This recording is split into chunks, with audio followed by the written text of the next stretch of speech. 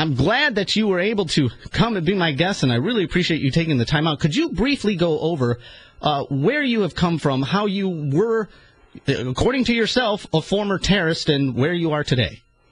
Well, we don't choose how we're born. Even our names are given to us without our permission. You know, I was born by an American mother and a Palestinian father. He was Jordanian. There was no such thing as Palestinian, especially in the Judean areas.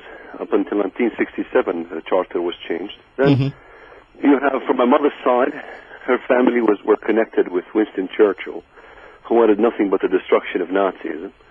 From my father's side, my family was connected. My grandfather was friends with Hajj Amin al-Husseini, the Grand Mufti of Jerusalem, who wanted and collaborated with Hitler to destroy the Jews all over the Muslim world.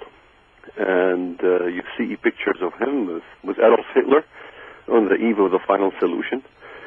So I grew up in the total opposite sides of this whole spectrum, So from my mother's side, she was Christian. My father's side was Muslim, and I was right in the middle. So I had to listen to both sides, and I was young growing up. And I grew up in Israel. I, of course, took my father's side. When a child is born to a Muslim father, he's automatically Muslim. My birth certificate says father Muslim, mother Christian, child Muslim. So anybody who wants to argue the issue that Islam offers women's rights, may I challenge that question? Sure thing. I agree with you 100%. She had no right to put Christian child. So growing up Muslim in the Middle East, especially in the Palestinian areas, in the heart of the biblical lands, I breathed the air of the Middle East. I ended up, of course, building up my hatred towards the occupier, Israel, and I, stoned and did all these things that others do, and ended up in prison, and later on ended up in a terror act, came to the States. In the States I was active with the PLO, and then I became active with the Muslim Brotherhood. In 1993 my life took a turn, and I began to read the Bible, and I began to compare Islam with the biblical text. And I found that Islam was the antithesis of what the Bible proclaimed thousands of years ago. So I began to document the similarities and the differences between the two. And finally, it took me years to finally culminate in this God's War on Terror, in which I wanted to basically make a compendium of the views between the Muslims and between the Christians on the end times, because this is a very hot topic these days. And you've seen, CNN also, aired at one time God's Warriors and this kind of thing. So it became a very interesting topic to me and to many others. And so I began to write about it. I have, 500 pages in this book, and comparing the two intensively in how the Muslims view eschatology versus how the Christians view eschatology. And it's very interesting because, as you see Ahmadinejad speaking, praying for the ushering of the coming of the Mahdi. The Mahdi in Islam is basically the Muslim Messiah, if you will. And the comparisons between the Mahdi of Islam and what the Bible calls the anti-Messiah, even from the Jewish perspective, from the religious Jewish perspective, they still believe there is an anti-Messiah coming. He's called Arvelus by many Jewish theologians. And the comparison between the two is immense. In Islam, the Messiah, or the Mahdi of Islam, he is known when he initiates what is called the 7-year peace treaty. Which is the 7-year peace upon the earth. Which is exactly what the Bible says will happen as the Antichrist will do. That is correct. And in the Bible it says he will break that peace treaty in the midst of it. In Islam, you have what is called the Hudna, and this is in fact what is going on in peace treaties between Israel and the PLO and this kind of thing. Syria and Israel, they will appease the religious sector by saying this is a Hudna. A Hudna in Islam is not a peace treaty, it's a ceasefire. What is called a peace treaty. But in Islam, a ceasefire is up to 10 years, and it must be broken prior to its commencement, before it finishes. The reason is because Islamic doctrine teaches that Islam must be propagated throughout the whole world, whether peaceful or militarily. So this will become contrary to the agenda of the Prophet of Islam, in which he said, I have been ordered to fight all nations until they say there is no God but Allah and Muhammad is his messenger. So when you make a peace contract with Islam, which as I have stated before on this program and my audience knows, that basically means is they don't have to uphold a peace contract with infidels, correct? The Quran teaches they just use it to their advantage, basically. Right, and the evidence to that is what we see. You look at the status quo of Oslo. Look at what Yasser Arafat did. He went to Johannesburg Mosque and said this is the peace treaty of Al-Hudaybiyah, in which Muhammad broke the treaty with Al-Quraysh tribe.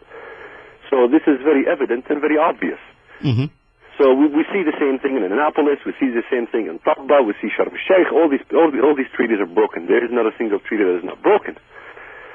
So, it's futile to have that peace treaty. The Bible talks about the covenant with death, that God will make it null in the end, that Israel will commence a covenant with death. The question is, who does it commence this covenant with death with? What nations does the Bible talk about? Mm-hmm. If you look at the biblical text, you will never find a single name of any nation in the Bible that God in the end condemns for attacking Israel. If you look at the burden against Tyre, the burden against Arabia, that kind of thing, Damascus, that kind of thing, you will never see a single nation that is not Muslim. All of them are Muslim. So the book examines Western concepts as well, or misconceptions regarding the biblical narratives, in which they basically, in a lot of areas, missed the obvious, in which you see in the context of many of the biblical narratives, when the battle is fought between the Messiah of the Bible, you will see that the Messiah is fighting nations that are Muslim. I can talk about, let's say, Habakkuk chapter 3. The Lord fights Midian. Now, all scholars agree that that's the Messiah, from the Christian perspective, that is. Mm-hmm. So if the Messiah is fighting Midian is the brother of Ishmael, that is Arabia. And he fights Kushan, the tents of Kushan, or Kush, this is Sudan and Somaliland, the most fundamentalist countries in the Muslim world today. From the Islamic perspective, the prophecies that are mentioned by Muhammad regarding the end of times is that Muhammad clearly stated it in the Arabic. I can even quote it in the Arabic. لا تقوم الساعة حتى تغلب طائفة من المسلمين طائفة من اليهود قيل أين يا رسول الله قال في بيت المقدس وأكناف بيت المقدس. This means that the day of judgment shall not come to pass until the tribes of Islam defeat the tribes of Israel in Jerusalem and the surrounding nations. And then the trees and the stones will cry out, there's a Jew hiding behind me. Come, O Muslim, come and kill him. I always ask my American audience, what part of kill do you not understand? Yes. And so what is... In other words, it's a final solution of the Jewish problem. In the biblical narrative, it's the final solution of the Islamist agenda. So it is totally the antithesis of what's in the Bible. So what's fascinating is basically, and we'll get even more in depth into this, is basically when you look at the Muslim prophecies of end times, a lot of people don't even understand that Muslims have prophecies just like the Bible does. And when you look at them, they actually match up with the exact same thing as what the Bible says, only they reverse who is good and who is evil.